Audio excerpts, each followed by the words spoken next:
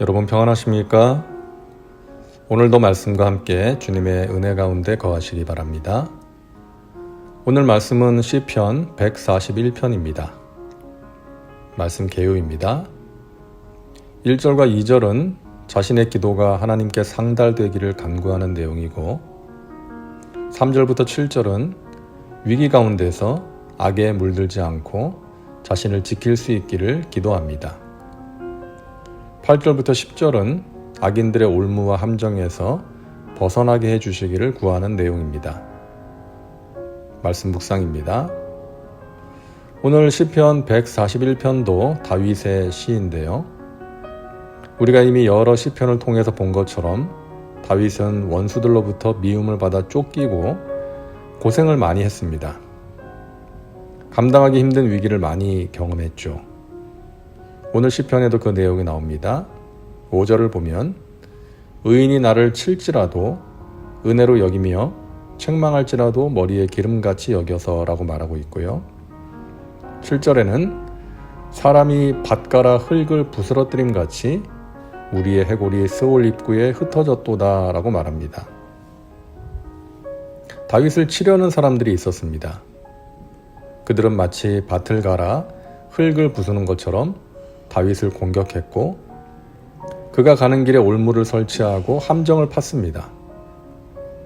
만약 다윗이 그들에게 아첨하고 그들이 하자고 하는 대로 했다면 그들과 함께 악을 행하고 진수성찬을 함께 먹고 마셨다면 그와 같은 고난을 피할 수 있었을지도 모릅니다. 그러나 다윗은 그럴 수가 없었죠. 하나님을 알았기 때문입니다. 그래서 죄와 타협하지 않았습니다. 악한 자들과 함께 먹고 마시면서 악을 도모하지 않았습니다. 그러함으로 하나님의 마음에 합한 자가 될 수 있었고 자신과 함께 하시고 은혜 베푸시는 하나님을 경험하며 살 수 있었던 것입니다. 다윗은 기도합니다. 야훼여 내가 주를 불렀사오니 속히 내게 오시옵소서. 내가 주께 부르짖을 때에 내 음성에 귀를 기울이소서. 다윗은 위기 속에서 하나님의 도우심을 구하며 기도합니다. 내가 하나님을 불렀사오니 속히 와달라는 이 기도는 아무나 할 수 있는 기도가 아니죠. 하나님과 친밀한 관계인 사람, 내가 기도하면 하나님께서 응답하신다는 확신을 가진 사람이 할 수 있는 기도입니다. 다윗은 원래 보잘것없는 사람이었습니다. 형제만 8명인 가난한 집의 막내였습니다. 존재감이 없는 사람이었죠. 아버지가 하라는 대로 양을 치고 심부름을 하면서 하루하루 살아가고 있었습니다. 그런데 그런 그를 하나님께서 택하셨습니다. 사무엘을 보내 다윗에게 기름을 붓게 하십니다. 이스라엘의 지도자로 세우신다는 약속이었죠. 다윗에게 성령이 임했습니다. 다윗은 하나님께서 자신을 택하시고 자신과 함께 하신다는 확신이 생겼습니다. 사실 이런 체험은 다윗만 한 것이 아니었죠. 사울도 이스라엘의 첫 번째 왕으로 기름 부음을 받고 성령이 임했습니다. 그러나 사울은 마음을 지키지 못했고 하나님께서는 사울을 왕으로 세운 것을 후회하셨죠. 삼손에게도 이런 체험이 있었습니다. 성령의 능력으로 놀라운 일들을 행했죠. 하지만 삼손도 여자와 세상 쾌락에 빠져서 하나님이 주신 기회를 바로 사용하지 못했습니다.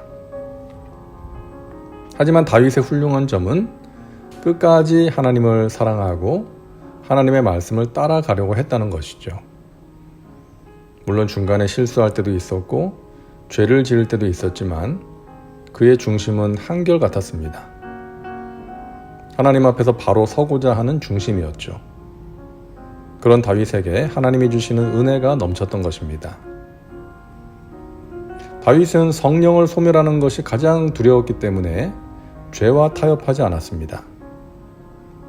죄를 지었을 때에도 나를 주 앞에서 쫓아내지 마시며 주의 성령을 내게서 거두지 마소서라고 부르짖었습니다. 하나님과의 관계가 단절되는 것, 성령을 소멸하는 것을 가장 두려워했기 때문이었죠.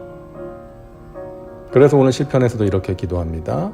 야훼여, 내 입에 파수꾼을 세우시고 내 입술의 문을 지키소서.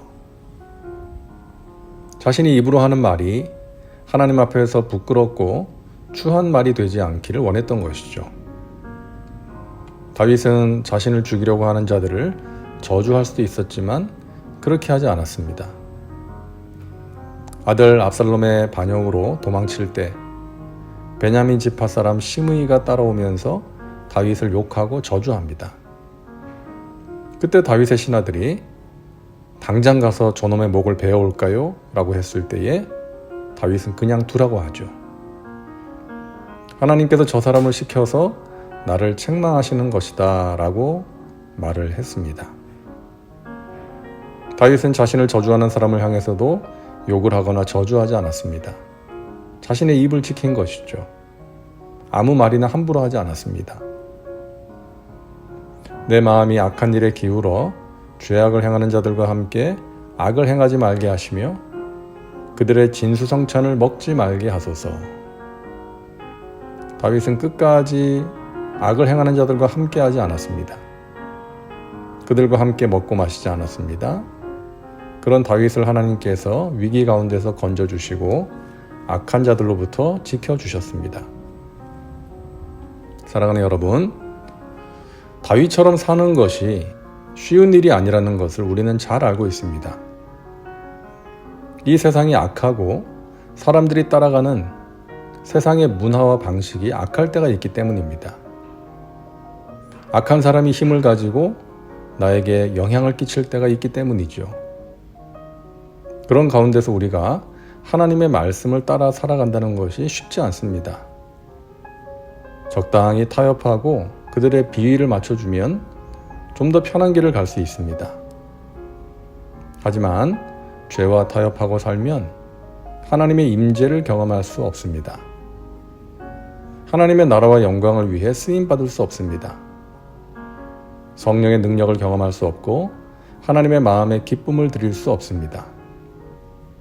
여러분, 사탄의 올무에 걸리지 않고 사탄이 파놓은 함정에 빠지지 않도록 늘 깨어서 말씀과 기도에 힘쓰시기 바랍니다. 주님, 제 입에 파수꾼을 세워주셔서 함부로 말하지 말게 하시고 내 마음이 악한 일에 기울어 악한 자들과 함께 악을 행하지 않도록 지켜 주옵소서. 이 다윗의 기도가 저와 여러분의 기도가 되기를 바랍니다.